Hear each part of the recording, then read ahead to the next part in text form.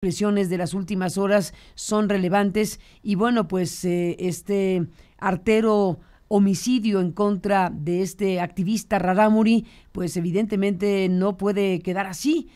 Además, hay información de que es una familia, la suya, que ha sufrido varios atentados, hay varias muertes relacionadas con este caso, previas a lo que sucedió precisamente con el defensor de derechos humanos Julián Carrillo y derechos indígenas. Le agradezco a la representante de Amnistía Internacional en México, Tania Renaud, que esté en la línea telefónica, que podamos hablar de este caso, de esta persona que ha sido asesinada y el contexto en que ha sido asesinada. Tania Renaud es la directora ejecutiva de Amnistía Internacional en México. Y bueno, pues Tania, gracias que me tomas la llamada. Buenos días y bienvenida. Muchas gracias, Carmen. Gracias por hablar de este tema, estos temas a veces invisibles en los medios y en la opinión pública. Has dicho, Tania, que pues esto significa varias cosas, desde luego. Primero te preguntaría, ¿quién era don Julián Carrillo? Don Julián Carrillo era un defensor de la tierra y el territorio, un indígena rarámuri, que desde hace más de una década había estado promoviendo, defendiendo las tierras, especialmente del crimen organizado que estaban utilizando las tierras ancestrales de los rarámuris, hoy que están utilizando para el cultivo de cannabis y amapola.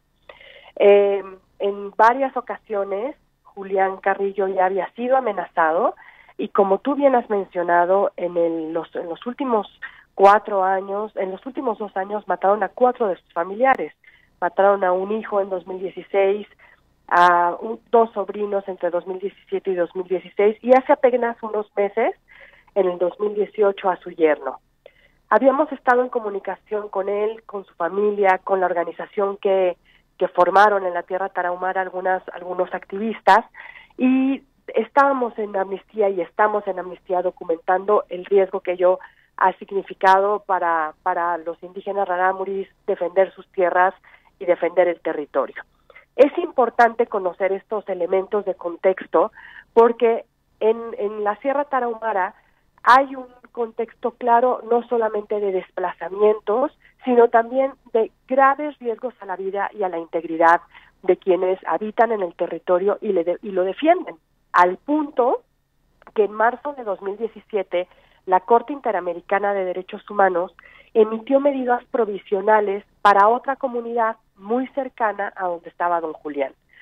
Y las medidas provisionales de la Corte suelen tener 2 características. Primero, tiene que haber una extrema gravedad en el contexto o en los hechos y una urgencia para evitar daños irreparables. Es decir, no estamos ante hechos aislados, ante un asesinato más, sino que estamos ante una secuencia de violencias dirigidas específicamente a la gente que salvaguarda y que cuida la tierra y el territorio, tierras ancestrales para las comunidades indígenas en Chihuahua. Tania Renaud, ¿en dónde ubicarías, digamos, la responsabilidad más específica de la protección a un defensor, a un activista como don Julián Carrillo, que, como se sabe, ya venía su familia con eventos trágicos y este contexto que mencionas? Me parece que hay diferentes niveles de responsabilidad. Un primer nivel de responsabilidad evidentemente está en el ámbito local. Hay las comunidades y las organizaciones de la sociedad civil han hablado con el gobierno local sobre esta situación, pero también hay una responsabilidad importante del mecanismo de protección a personas defensoras y periodistas.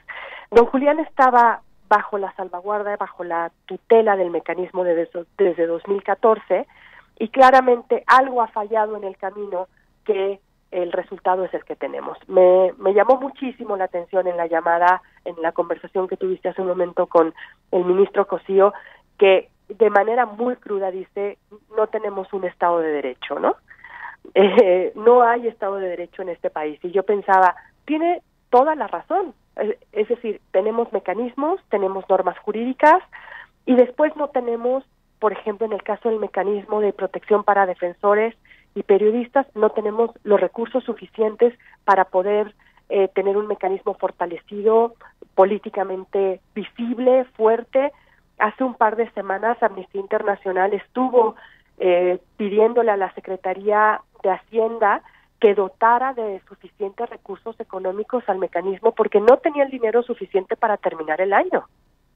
Entonces, creo que tenemos que colocar la responsabilidad en el nivel local, pero también en el nivel federal, ante mecanismos y formas que se crean para la protección de defensores, de periodistas, pero que luego no tienen los suficientes recursos financieros, técnicos, personales para realmente salvaguardar la vida.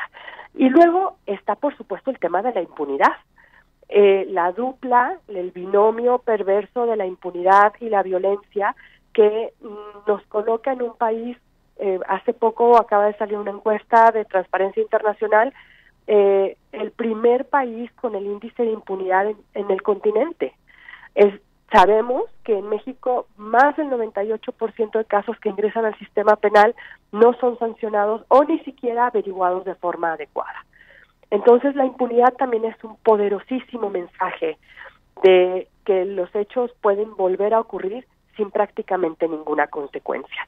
Y al respecto, la Unión Europea se ha pronunciado a propósito del asesinato de don Julián y ha manifestado su preocupación por asesinatos previos en esta zona, por los asesinatos de la gente Rarámuri en Chihuahua, por los asesinatos de periodistas, y ha instado al Estado mexicano a utilizar todas las herramientas, todos los recursos posibles, no solo para evitarlos, sino para sancionar a las personas responsables de estos hechos. Imaginémonos que en el caso de los asesinatos de la familia de don Julián, solamente de los 4 asesinatos, solamente hay una presunta persona señalada en uno de ellos.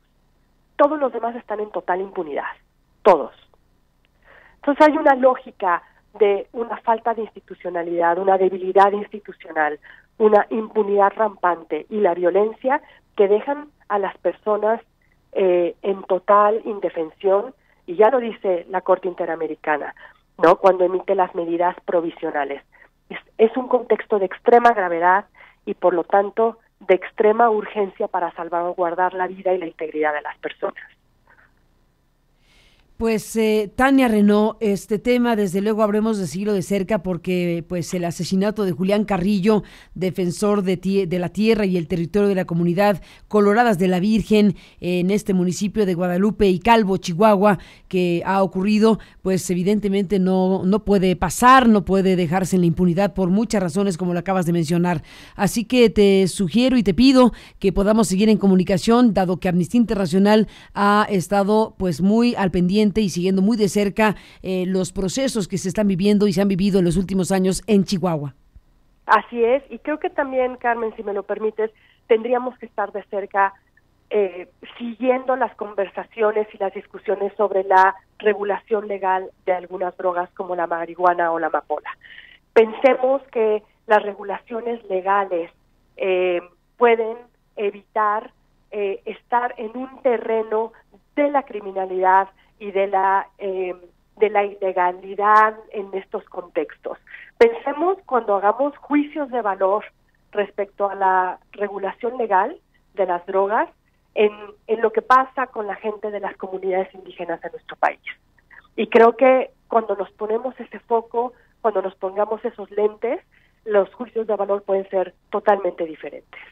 Pues ahí está, Tania Renaud, esta reflexión final que haces y que dejas aquí con este tema. Gracias por tomarme la llamada y sigamos al habla si me lo permites. Buenos días. Buenos días, Carmen. Gracias. Muchas gracias. Buenos días. Ahí está esta muy grave situación,